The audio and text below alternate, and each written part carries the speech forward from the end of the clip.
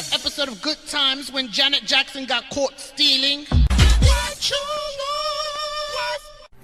At what point in your career did you realize that you had a strong gay following? I don't know. I really don't know. I cannot tell you.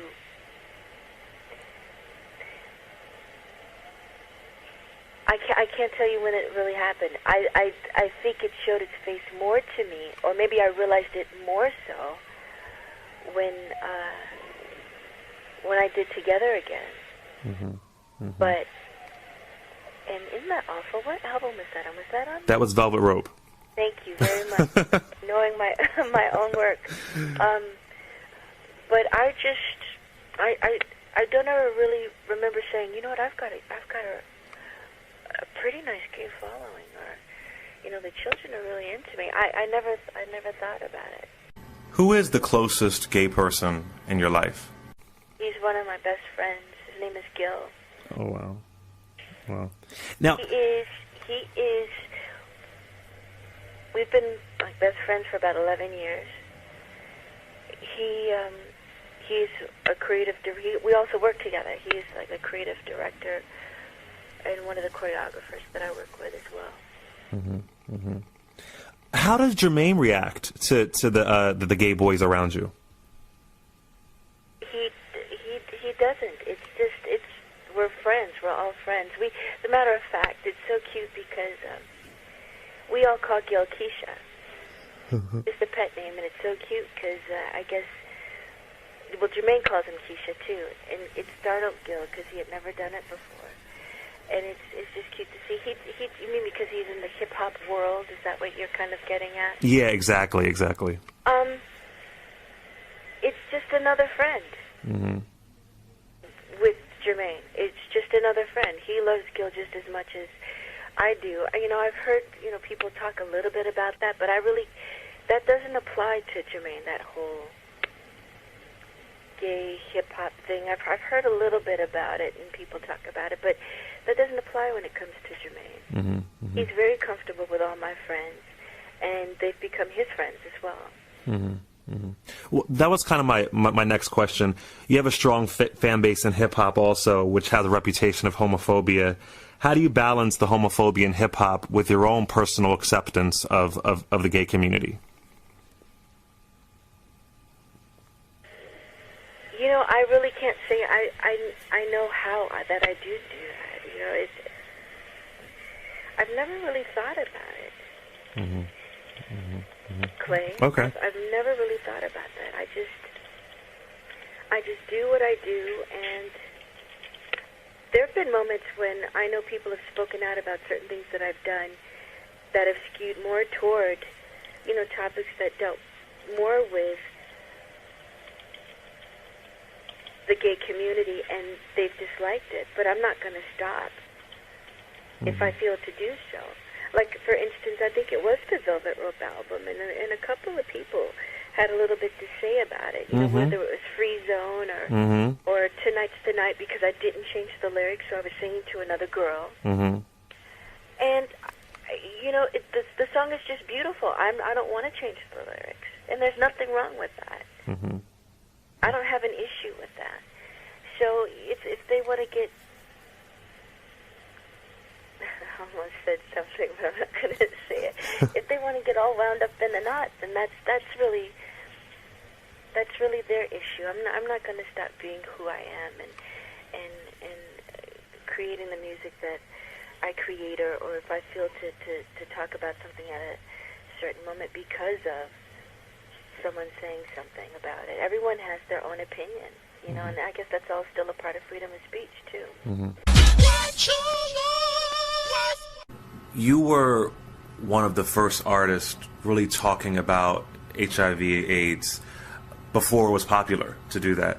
What do you think about the way HIV and AIDS has devastated the black community in recent years? It's very frightening, and it seems like the kids are not taking it quite as seriously as they should be. Mm-hmm. Mm-hmm. You know, hopefully they'll start listening to the messages. whether it's on BET and they talk about wrapping it up and, other things. Hopefully they'll understand how the severity of it and get it. But it's really sad how things are going. I think it's great that there are medicines out there that now that you can live. I just met someone the other night who's had it it's a friend of mine's friend, and he's had it for a good while, but how you can live with this now. And before, we talked about it, my friend and I in New York, and he said all his friends have passed away, and he's only got like a handful of friends that are still around from the 54 days. Mm. And that are long gone. And I was looking at, I know I'm jumping around, Clay, but it's okay. I was looking at a piece of footage of who was it? Lola Falana. Mm-hmm. And it's an old piece of footage from one of her shows. And a couple of the dancers in it I knew, and they're gone. And then the other guys I didn't know, and I thought, are they all gone? Are some of them still around? Michael Peters was one of the guys that was in it, who's not around anymore. And it's just really sad how it's just wiped out so many people. But I really do wish they would take it a lot more seriously within what they do. And I think it's great that they've got drugs that are really helping. If you could be a man for a day, what's the first thing you would do?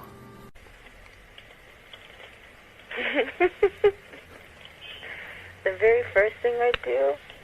Yes.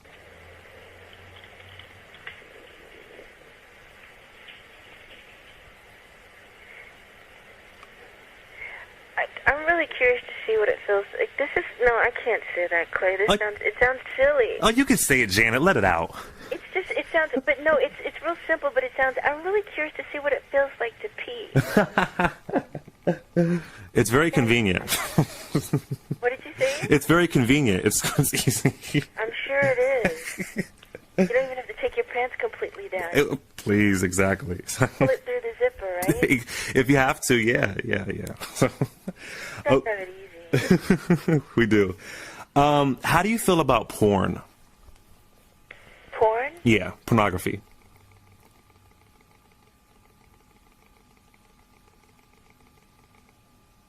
As long as it doesn't hurt anybody, I don't see anything wrong with it. Have you ever watched gay porn? Yeah, I have. And what do you think about gay porn? It's got me excited. That's how I feel about it. I've heard a lot of straight women say that. Yeah. I've heard many gay men say that Janet is the only woman they would go hetero for. What's your reaction to that? You have? Oh, yes. Yes. I guess that's a compliment. Oh, yeah. Well, as you see, it's making me giggle, and I'm sitting here smiling. That's very sweet. Yes, you have that conversion appeal. That's very sweet. I'm not sure if you're aware of this, but there is an internet war going on between Janet and Madonna fans. And I know you and Madonna had some beef in the 90s, but do you think the heat between Janet and Madonna fans has any validity? The competitiveness they have between you guys? No, I didn't even know this was going on. Oh, they are insane. They argue, they make videos. It's ridiculous. And they're all gay fans, of course.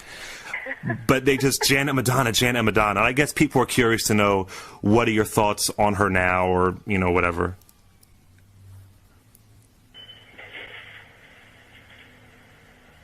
I think she's done wonderful things. She's done great things in her career and in her life, and more power to her, really. Mm-hmm. Mm-hmm. Okay. I think fans will always be that way. Mm-hmm. Always. They're just incredibly loyal, and oh, yes. And they love you so much that if anyone says anything remotely negative, they're there to just jump immediately on them. It'll always be that way.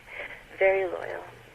If a Janet drag queen had to battle a Madonna drag queen, what advice would you give the Janet drag queen?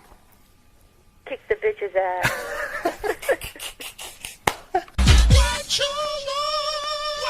During the Velvet Rope, and even with All For You after your divorce, there were rumors going around that you might be gay, and you came out and you said that you're supportive of the gay community, but you're not gay. How did you feel having those rumors going around? Were you frustrated by it? How did it feel having that come out on you? No, it's just a rumor. It never frustrated me. I never got upset behind it. I mean, for what reason? Why get upset? Because someone said you were gay or called you gay? That should upset me. That would mean that it would be something negative to me. It's not. It's just another rumor like all the rest of them, you know. Remember that episode of Good Times when Janet Jackson got caught stealing?